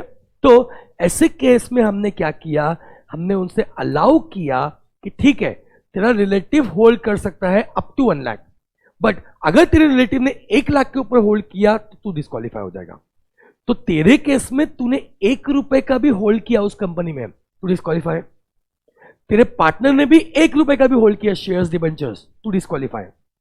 बट तेरे रिलेटिव के केस में जब वो 1 लाख के ऊपर सिक्योरिटी होल्ड करेंगे तब जाके तू डिस्क्वालीफाई होगा। ओके, समझा ये पॉइंट? चलो, क्या बोलता है? उस कंपनी में उसकी होल्डिंग, उसकी सब्सिडरी, होल्डिंग की कोई और सब्सिडरी या एसोसिएट में से किसी में भी होल्ड किया तो वो डिस्क्वालीफाई हो जाएगा। ओके, आगे बढ़ू class? Very good, perfect. So fibre में एफ से क्या था? Full time employment. आई से क्या था? Interest in securities of the company, FI। Next point क्या है? B stands for business relationship. वाह बेटा, उस कंपनी के साथ तुम्हारे बिजनेस रिलेशनशिप चलते हैं, सेल परचेस चलती है, तुम सर्विस दे रहे हो, सर्विस ले रहे हो, गुड्स दे रहे हो, गुड्स ले रहे हो, और तुम्हें उनका ऑडिटर अपॉइंट किया और तुम बोलते हो कि हम ईमानदारी से काम करेंगे। ऐसा नहीं होता, ये ना चलबे, ये चलेगा नहीं। तो सर पॉइंट क्या है? पॉइंट इज, अगर पर्सन या उसकी फर्म, यहां पर रिलेटिव नहीं आता, इस पॉइंट पर रिलेटिव नहीं आता, ठीक है, पार्टनर नहीं आता। अगर पर्सन या उसकी फर्म बिजनेस रिलेशनशिप रखता है क्लाइंट के साथ में, जो भी क्लाइंट कंपनी होगी उसके साथ में, अगेन उस कंपनी के साथ में, उसकी होल्डिंग के साथ में, उसकी सब्सिडरी के साथ में, होल्डिंग की कोई और सब्सिडरी के साथ में, या उसके एसोसिएट के साथ में, किसी के साथ भी भाई आपकी बिजनेस रिलेशनशिप है, तो ये चलेगा नहीं, आप डिस्क्वालीफाई हो जाओगे, उस कंपनी का ऑडिट नहीं कर सकते। आई रिपीट, पर्सन या उसकी फर्म में से किसी का भी बिजनेस रिलेशनशिप है, ठीक है, उस कंपनी के साथ, उसकी होल्डिंग के साथ, उसकी सब्सिडरी के साथ, होल्डिंग की कोई और सब्सिडरी के साथ, या उसकी एसोसिएट के साथ में, तो उस कंपनी का ऑडिट एक्सेप्ट नहीं कर सकते। अब क्लास बिजनेस रिलेशनशिप में क्या चलता है और क्या नहीं चलता है, ये नेक्स्ट चार्ट में हमने बहुत डिटेल में बताया हुआ है। ओके, ठीक है। तो एक्सेप्शन क्या है? ठीक है, कि ये 4 सर्विसेज आप उन्हें दे सकते हो, आप डिस्क्वालीफाई नहीं होगे। Is it clear? या 4 सर्विसेज उनसे ले सकते हो, टू बी वेरी स्पेसिफिक, आप 4 सर्विसेज उनसे ले सकते हो। तो अगर मैं लेने की बात करूं, तो ये 4 सर्विसेज उनसे ले सकते हो, आप डिस्क्वालीफाई नहीं होंगे, ये एक्सेप्शन आ गया। और अगर मैं देने की बात करूं, तो वो सर्विसेज आप दे सकते हो जो सीए एक्ट आपको अलाउ करता है। लेने की बात करो तो सपोज आपके क्लाइंट का होटल या हॉस्पिटल है और आप एडमिट हुए, ठीक है, आपके कोई रिलेटिव एडमिट हुए, तो ये अलाउ है। अगर उसकी एयरलाइंस है, आप एयरलाइंस में ट्रैवल कर रहे हो, तो चलेगा, आप डिस्क्वालीफाई नहीं होगे। अगर उसका टेलीकम्युनिकेशन सर्विसेज है, आप उसका सिम या उसका इंटरनेट यूज कर रहे हो, तो भी चलेगा। और से अदर सिमिलर सर्विसेज, सिमिलर बोला तो होटल मोटल आ गया, ठीक है, एयरलाइंस बोला तो ट्रेन बस सब आ गया, टेलीकम्युनिकेशन बोला तो फोन इंटरनेट सब आ गया, सिमिलर सर्विसेज। ये चारों में से आप उनसे कोई भी सर्विस ले रहे हो, हटाया है उसे डिस्क्वालिफिकेशन से। ओके, एच से होटल हॉस्पिटल, ए से एयरलाइन, टी से टेलीकम्युनिकेशन और ओ से अदर सिमिलर सर्विसेज। इनमें से कोई भी सर्विस लिया है तो आप डिस्क्वालीफाई नहीं होगे, provided, this is very important, यहां प्लस किया हुआ है, ऊपर प्लस नीचे, आपने आर्म्स लेंथ ट्रांजैक्शन करना चाहिए, मतलब जेन्युइन ट्रांजैक्शन करना चाहिए, like a genuine seller and genuine buyer. मतलब क्या कि मेरे ऑडिटी का हॉस्पिटल है और बाकी सबसे वो 1 लाख रुपए चार्ज कर रहा है, बट मुझसे वो 40,000 रुपए चार्ज कर रहा है। मुझे बताओ, क्या ये आर्म्स लेंथ या जेन्युइन ट्रांजैक्शन हुआ, like a normal seller and normal buyer? No. तो ऐसे केस में फिर मैं डिस्क्वालीफाई हो जाऊंगा। ओके, तो रूल बोलता है हटो वाले केसेस में आप डिस्क्वालीफाई नहीं होंगे अगर it is a arms length transaction. Okay, चलो आगे बढ़ता हूं। Next, services specified by CA act other than section 144। Section 144 क्या है वो भी देखेंगे हम, बट सीए एक्ट ने अगर अलाउ किया है तो आप डिस्क्वालीफाई नहीं होंगे। इसका बेस्ट एग्जाम्पल है class tax audit. Best example क्या है? Tax audit. तो सीए क्या बोलता है, अगर आप उस कंपनी के स्टैट्यूटरी ऑडिटर हो तो आप उस कंपनी का टैक्स ऑडिट भी कर सकते हो, उनको ये सर्विसेज दे सकते हो, और वाइस वर्सा, अगर आप उस कंपनी के टैक्स ऑडिटर हो तो आपको उस कंपनी का स्टैट्यूटरी ऑडिटर भी अपॉइंट कर सकता है। ओके, आगे बढ़ू। चलो, तो सर हमने क्या बोला, अगर कोई बिजनेस रिलेशनशिप है क्लाइंट के साथ में या उसकी वो सारी ग्रुप कंपनीज के साथ में, तो आप डिस्क्वालीफाई हो जाओगे, आप उस कंपनी का ऑडिट कर नहीं सकते। ओके, ठीक है। इसको और मैं इलैबोरेट करता हूं क्लास एक डिटेल कंप्लीट चार्ट के थ्रू।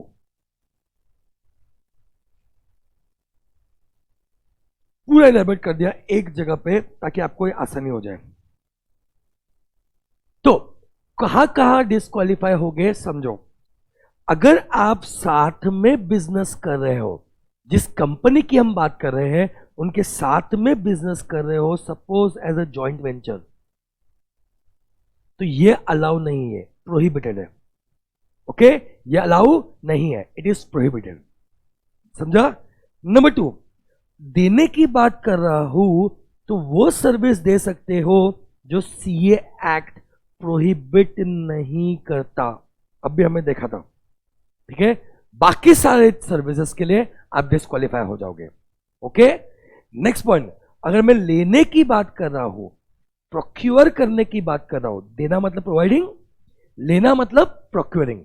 अगर मैं लेने की बात कर रहा हूं तो मैं सर्विसेज कौन से ले सकता हूं, एक तो ऑर्डिनरी कोर्स सर्विसेज में ले सकता हूं, हटो ले सकता हूं, और वो आर्म्स लेंथ ट्रांजैक्शन होने चाहिए। अभी हमने बात किया, तो यस, हटो वाली सर्विसेज में ले सकता हूं, hotel, hospital, airlines, telecommunication, other similar services, provided वो ऑर्डिनरी कोर्स ऑफ बिजनेस में होना चाहिए एंड वो जेन्युइन ट्रांजैक्शन होना चाहिए। It should be a arms length transaction. Okay class, चलो, तो फाइबर में से एफ हो गया, आई हो गया, बी हो गया। क्लास ध्यान दो, सबसे इंपॉर्टेंट पॉइंट्स जो है वो मोस्टली हमने कंप्लीट कर दिया है। ओके, नेक्स्ट पॉइंट में आता हूं R. R stands for relative in the company. क्या बोलता है, अगर एक पर्सन का रिलेटिव है उस कंपनी में, क्या, या तो डायरेक्टर नंबर 1, या is in employment of the company as director or key managerial person. Okay, director या डायरेक्टर और की मैनेजरियल पर्सन। और सर की मैनेजर पर्सन के डेफिनेशन में कौन कौन आता है, याद है आपको, MD, whole time director, manager, फिर सीएफओ, उस कंपनी का सीईओ, ठीक है, ये सारे लोग, और हाँ हाँ भूल गए, कंपनी सेक्रेटरी, ये सब कोई आता है क्लास की मैनेजर पर्सन में। तो बहुत सिंपल है, अगर आपका रिलेटिव उस कंपनी में डायरेक्टर या की मैनेजरल पर्सन है तो आप उस कंपनी का ऑडिट नहीं कर सकते। इंटरेस्टिंग पॉइंट देखो क्लास, नोट देखो, ये rule, this rule not applicable to holding subsidiary या associate company. This rule is not applicable to holding subsidiary या associate company. ओके, मतलब जिस कंपनी की हम बात कर रहे हैं उसके होल्डिंग में डायरेक्टर है तो चलेगा, उस कंपनी का ऑडिट कर सकते हैं। उसके सब्सिडरी में ये लोग हैं तो चलेगा, उसका ऑडिट कर सकते हैं। उस कंपनी में डायरेक्टर नहीं होना चाहिए या उस कंपनी में की मैनेजर पर्सन नहीं होना चाहिए। ओके, तो यहां भी ये जो रूल है वो होल्डिंग सब्सिडरी पे एप्लीकेबल नहीं है। आप देखो, बिग में इंडेटनेस गारंटी पे होल्डिंग सब्सिडरी रूल एप्लीकेबल था, एफ तो काम का ही नहीं है, ठीक है। इंटरेस्ट इन सिक्योरिटी में था, बी बिजनेस रिलेशनशिप में था, बट आर में नहीं है क्लास। ओके, तो अगर आपका रिलेटिव उस कंपनी में डायरेक्टर या उस कंपनी में की मैनेजर पर्सन है तो आप उस कंपनी का ऑडिट नहीं कर सकते, उसका होल्डिंग का कर सकते हो, उसके सब्सिडरी का कर सकते हो, या उसकी एसोसिएट कंपनी का कर सकते हो। ओके, सो फाइबर, एफ से फुल टाइम एम्प्लॉयमेंट, आई से इंटरेस्ट इन सिक्योरिटीज, अपने केस में ₹1 का तो डिस्क्वालीफाई हो जाएंगे। ओके, ठीक है। पार्टनर्स रिलेटिव केस में 1 लाख से ऊपर का। ओके, अच्छा, उससे मुझे और एक पॉइंट बहुत बढ़िया याद आया, वो भी डिस्कस करता हूं। चलो यही सुन लो आप, इतने पीछे हम जाते नहीं वापस से। कि रिलेटिव केस में जो लाख रुपए का अमाउंट था that is face value and not market value. ये लिख लेना आपने कहीं तो भी कि रिलेटिव के केस में जो लाख रुपए का अमाउंट था that is face value and not market value. Okay, चलो फाइबर में लास्ट पॉइंट क्या बचा है? E stands for employee of the company. तो देखो इसमें मस्त डांस स्टेप बनती है। कौन कौन डिस्क्वालीफाइड है? ऑफिसर और एम्प्लॉय ऑफ द कंपनी। अगर मैं उस कंपनी का ऑफिसर या एम्प्लॉय हूं और ये पार्ट टाइम ही होगा, फुल टाइम तो कवर हो गया, तो यहां पे ये पार्ट टाइम ही होगा क्योंकि फुल टाइम तो हमने अलग से कवर कर दिया है सर। तो अगर मैं उस कंपनी का ऑफिसर या एम्प्लॉय हूं या ठीक है ऑफिसर एम्प्लॉय का पार्टनर हो या उसके एम्प्लॉयमेंट में हो तो मैं उस कंपनी का ऑडिट कर नहीं सकता। तो इधर देखना, ये कंपनी है, देखो धुआं भी निकल रहा है। ओके, तो कौन कौन डिस्क्वालीफाइड है?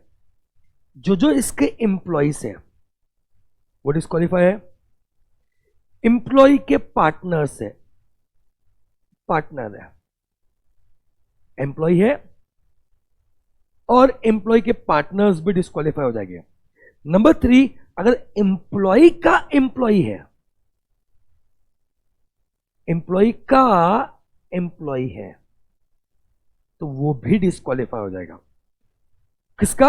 इस कंपनी का ऑडिट करने से, इस कंपनी का ऑडिट करने से, इस कंपनी का ऑडिट करने से।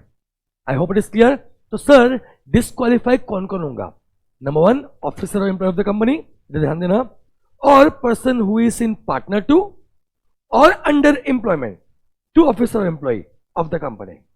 ओके, आई रिपीट, ये तो गया, इसके पार्टनर्स भी गए और इसके जो एम्प्लॉयज है वो भी गए।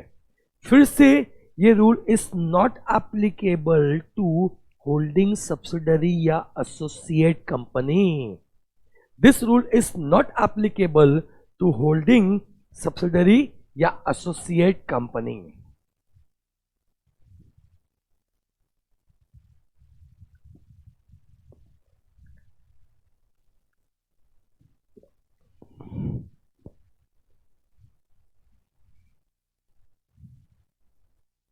तो सर आगे बढ़ते हैं। शॉर्टकट क्या था? Big fibre rope. Okay, big fibre rope. Fibre की अगर मैं बात करूं तो एफ से फुल टाइम एम्प्लॉयमेंट आ गया, आई से इंटरेस्ट इन सिक्योरिटीज आ गया, बी से बिजनेस रिलेशनशिप आ गया सर, आर से रिलेटिव इज डायरेक्टर और key manager person, and E से ऑफिसर और employ of the company or person who is in partner to और अंडर एम्प्लॉयमेंट टू ऑफिसर और एम्प्लॉय ऑफ द कंपनी। ये भी गया, पार्टनर भी गया, उसका एम्प्लॉय भी गया। ये तीनों डिस्क्वालीफाई हो जाएंगे, ठीक है, कंपनी का ऑडिट नहीं कर सकते।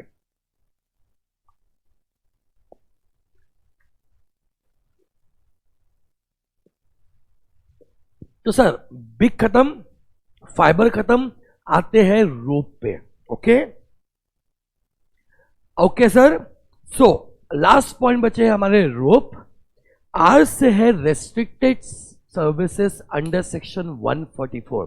देखो क्लास 141 सबसेक्शन 3 के डिस्क्वालिफिकेशन के लिस्ट में रेफरेंस दिया हुआ है सेक्शन 144 का। ओके, इसमें कुछ सर्विसेज रेस्ट्रिक्ट की हुई है कि आप इनमें से कोई सर्विस दे रहे हो ऑलरेडी उस एंटिटी को, तो उस एंटिटी का आप ऑडिट नहीं कर सकते। ओके, सो सर्विसेज क्या है सर? Shortcut is academic. आपको बता दूं ये थ्योरी क्वेश्चन के लिए एग्जाम में आ सकता है। It's a question, very very very important question. Theory question के लिए ये एग्जाम में आ सकता है। आई रिपीट, इनमें से कोई अगर आप सर्विस ऑलरेडी उनको दे रहे हो तो आप उनका स्टैट्यूटरी ऑडिट नहीं कर सकते। ओके, शॉर्टकट क्या है? एकेडमिक। ए से क्या है? अकाउंटिंग या बुक कीपिंग सर्विसेज। आप उनकी अकाउंटिंग कर रहे हो तो आप उनका ऑडिट नहीं कर सकते। सर अकाउंटिंग क्यों कर रहे हो?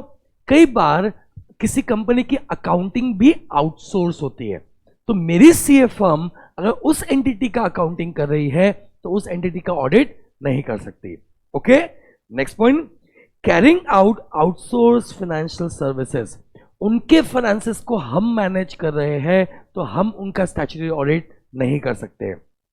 Next point, actuarial service. अगर हम उन्हें एक्चुअल सर्विस दे रहे हैं तो हम उन एंटिटी का ऑडिट नहीं कर सकते। ACA। नेक्स्ट पॉइंट क्या है? D।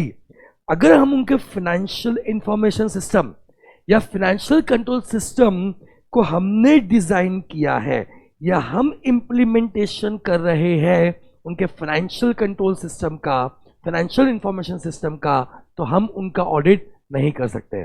Okay, ACADE। क्या बोलता है sir? Engage in investment advisory या इन्वेस्टमेंट बैंकिंग सर्विसेज। अगर हम उसे इन्वेस्टमेंट एडवाइजरी सर्विस दे रहे हैं या हम उसे इन्वेस्टमेंट बैंकिंग सर्विसेज दे रहे हैं तो हम उस एंटिटी का ऑडिट नहीं कर सकते। आगे बताऊं, M से मैनेजमेंट सर्विसेज। तो मतलब क्या? कई बार कंपनीज के मैनेजमेंट भी आउटसोर्स होते हैं, तो मेरी सीए फर्म अगर उस कंपनी का मैनेजमेंट भी देख रही है तो ऑफ कोर्स ऑब्वियस सी बात है हम उनका ऑडिट नहीं कर सकते। Okay, coming to next point, I से है इंटरनल ऑडिट। ये मैं पहले भी आपको बता चुका हूं, अगर मैं उस कंपनी का इंटरनल ऑडिटर हूं तो मैं उस कंपनी का स्टैट्यूटरी ऑडिट नहीं कर सकता। Okay, last point, carrying out any other kind of services as may be prescribe. मतलब ये एक ओपन एंड डेफिनेशन दे दिया है, आगे जाके सेक्शन 144 में वो और भी चीजें क्लास प्रिस्क्राइब कर सकते हैं। Okay, so I repeat, next disqualification is rope में आर से restricted services under section 144। R से क्या है? Restricted services under section 144। तो this are those restricted services में एग्जाम में थ्योरी क्वेश्चन भी आ सकता है। इनमें से मैं अगर कोई भी रेस्ट्रिक्टेड सर्विसेज दे रहा हूं तो मैं इस कंपनी का ऑडिट नहीं कर सकता। नाउ प्लस इसी के साथ मैं सेक्शन 144 भी कंप्लीट कर रहा हूं। ओके, तो सेक्शन 144 क्या बोलता है? अगर पर्सन ने डायरेक्टली या इनडायरेक्टली, दोनों पॉइंट कवर किया, अगर पर्सन ने डायरेक्टली या इनडायरेक्टली कोई भी रेस्ट्रिक्टेड सर्विसेज दिया under section 144, so he can not give directly और indirectly any restricted services under section 144। किसको? कंपनी को भी नहीं दे सकता, उसकी होल्डिंग को भी नहीं दे सकता, उसकी सब्सिडरी को भी नहीं दे सकता। यहां ध्यान देने वाली बात यह है क्लास कि एसोसिएट यहां पे कवर नहीं होता है। Associate is not covered under section 144। तो इसको अगर सर्विस दिया तो क्वालिफाइड रहेगा।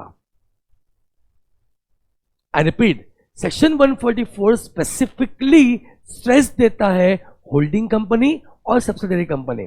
उसने एसोसिएट के बारे में कुछ भी नहीं लिखा, तो उनको अगर सर्विसेज आप दे रहे हो तो उसका ऑडिट कर सकता है। Okay, next point. अब ये इनडायरेक्टली यानी क्या होता है सर? ठीक है, इस चीज को एक्सप्लेनेशन के रूप में एमसीए ने सेक्शन 144 में कवर किया। ओके, वो क्या बोलता है?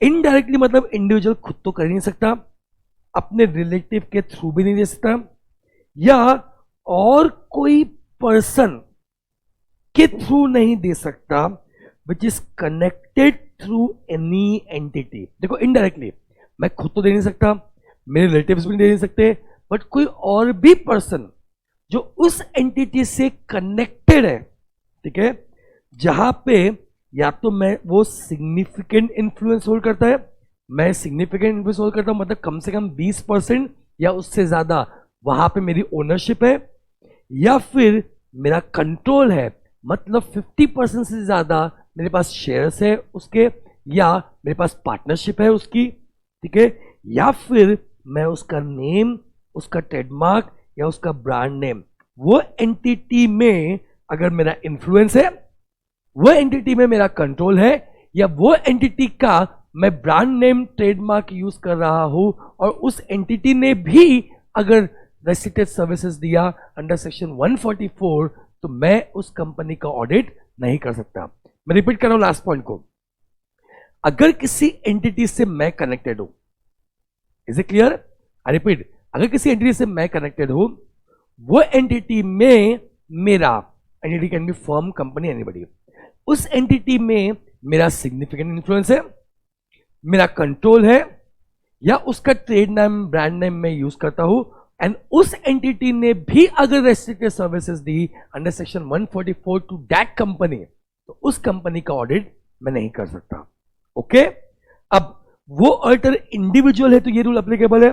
वो ऑडिटर अगर फर्म है तो वो हिमसे फर्म तो दे नहीं सकती, ठीक है, फर्म के पार्टनर्स भी नहीं दे सकते, उसके पेरेंट कंपनी से भी नहीं दे सकते, उसकी सब्सिडरी से भी नहीं दे सकते, उसकी एसोसिएट कंपनी से भी नहीं दे सकते, या ऐसी कोई भी एंटिटी जिसमें इन लोगों का क्या है, कॉपी पेस्ट, मतलब सिग्निफिकेंट इन्फ्लुएंस है, कंट्रोल है, या उनके ब्रांड नेम ट्रेड नेम को भी यूज करते हैं। इतने लोगों को रेस्ट्रिक्ट किया है किसने, सेक्शन 144 ने, कि आप नहीं कर सकते। Okay, so this was section 144, ये भी लिख लेना आप लोगों ने। चलो आगे बढ़ते हैं। नेक्स्ट पॉइंट है ओ से है ओवरऑल लिमिट। फंडा बहुत सिंपल है क्लास, एक बंदे को लिमिट दी है 20 कंपनी के ऑडिट की, इज इट क्लियर? अगर मेरी लिमिट क्रॉस हो चुकी है तो मैं किसी भी कंपनी का ऑडिट एक्सेप्ट नहीं कर सकता। ओके, ये लिमिट के और भी कुछ रूल्स हैं जो मैं डिटेल में आगे डिस्कस करूंगा। ओके, आर हो गया, ओ हो गया, लास्ट पॉइंट है सर पी। पी से person who is a convict, ऐसा पर्सन जो कन्विक्ट है bye code for any offence involving fraud. This is very very very very important point. मैं कन्विक्ट कौन से ऑफेंस के लिए होना चाहिए? कोई भी फ्रॉड से रिलेटेड ऑफेंस के लिए अगर मैं कन्विक्ट हूं तो मैं उस एंटिटी का ऑडिट एक्सेप्ट नहीं कर सकता। Okay, and a period of 10 years has not elapsed from the date of such conviction. तो कन्विक्शन जिस दिन आया था उससे 10 साल तक मैं किसी भी कंपनी का ऑडिट नहीं कर सकता। आप बोलोगे सर अगर मुझे जेल 6 साल की हुई तो 6 साल तक तो कर नहीं सकता और एडिशनल 4 साल तक नहीं कर सकता। आप बोलोगे सर जेल 12 साल की हुई तो वैसे भी 12 साल तक तो ऑडिट नहीं कर सकता। आप बोलोगे सर जेल 2 साल की हुई तो 2 साल तो कन्विक्शन से हो चुके हैं और 8 साल, मतलब कन्विक्शन डेट से 10 साल तक मैं किसी भी कंपनी का ऑडिट नहीं कर सकता। बट यहां रूल क्या है, conviction should be for the reason of fraud. Fraud involve होना चाहिए। किसी और रीजन से कन्विक्शन है तो कन्विक्शन के बाद मैं ऑडिट कर सकता हूं, बट अगर फ्रॉड के रीजन से कन्विक्शन है तो ड्यूरिंग कन्विक्शन तो ऑब्वियसली नहीं कर सकता। कन्विक्शन के बाद क्लास 10 years तक किसी एंटिटी का ऑडिट नहीं कर सकता। ओके, लास्ट पॉइंट ई है, ई से है end. Okay, last point is E से है एंड। तो आई रिपीट, हमने पूरी लिस्ट देखी सर अभी डिस्क्वालिफिकेशंस की। शॉर्टकट क्या है, बिग फाइबर रूप। बी से body corporate except LLP, I से इंडेक्टनेस 5 लाख से ज्यादा, जी से गारंटी 1 लाख से ज्यादा, एफ से फुल टाइम एम्प्लॉयमेंट, उसका छोड़ो किसी भी एंटिटी का ऑडिट नहीं कर सकता। आई से इंटरेस्ट इन सिक्योरिटीज, मेरे केस में 1 रुपए का भी मैं डिस्क्वालीफाई हो जाऊंगा, मेरे रिलेटिव के केस में 1 लाख के ऊपर जाएगा तब मैं डिस्क्वालीफाई होगा। एफ आई, बी से बिजनेस रिलेशनशिप, साथ में बिजनेस कर रहे डिस्क्वालीफाइड। उनसे सर्विसेज कौन सी लूंगा, हटो को छोड़ के बाकी सब में डिस्क्वालीफाई। हटो ले सकता हूं, वो भी आर्म्स लेंथ ट्रांजैक्शन होना चाहिए। ओके, ठीक है। सर्विस कौन सी दूंगा, ऐसी कोई भी सर्विसेज जो सीए एक्ट मुझे अलाउ कर रहा है। आर से मेरा रिलेटिव अगर उस कंपनी में डायरेक्टर है या की मैनेजर पर्सन है तो मैं ऑडिट नहीं कर सकता उस कंपनी का। ई से employ of the company, officer और एम्प्लॉय ऑफ द कंपनी, उसका पार्टनर, उसका एम्प्लॉय, ये कोई भी ऑडिट नहीं कर सकता। रोप में आर से restricted services under section 144, directly या इनडायरेक्टली अगर आप रेस्ट्रिक्टेड सर्विसेज दे रहे हो उसकी होल्डिंग को या उसकी सब्सिडरी को, एसोसिएट यहां पे कवर नहीं हो रहा। ओके, ओ से अगर आपकी ओवरऑल लिमिट क्रॉस हो गई है, मैक्सिमम ऑडिट्स आपके हो गए हैं तो आपको डिस्क्वालीफाई कर दिया जाएगा। एंड पी से person who is a convict. E से एंड है क्लास, एंड मतलब खत्म हो गया। ओके, तो this was my today's lecture on qualification and disqualification of auditor. I hope you are getting me, qualification and disqualification of auditor. ठीक है, कल के लेक्चर में मैं अपॉइंटमेंट, रिमूवल, ड्यूटीज ये सब खत्म करूंगा। अपॉइंटमेंट, रिमूवल, ड्यूटीज ये सब कुछ खत्म करूंगा। ओके एंड उसके बाद इसके बेसिस पे हम कोऑपरेटिव सोसाइटी का ऑडिट और बैंक ऑडिट डिस्कस करेंगे. Done. So that's it for today. Have a nice day. Take care. Bye bye.